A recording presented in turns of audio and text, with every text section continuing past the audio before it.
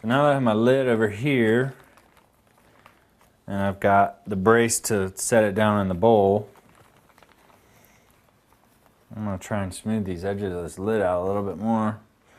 And then I'm just going to score a little spot in the middle.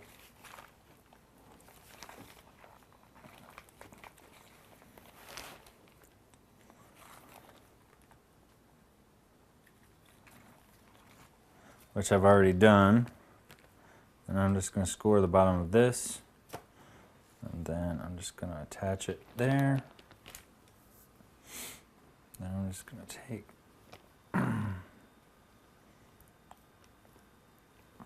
add a little bit more here.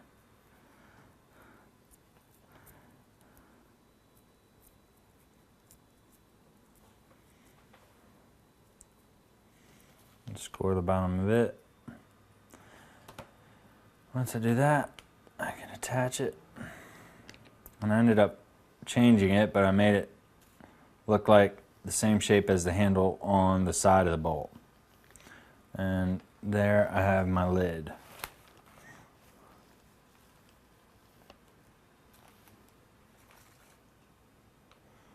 All right.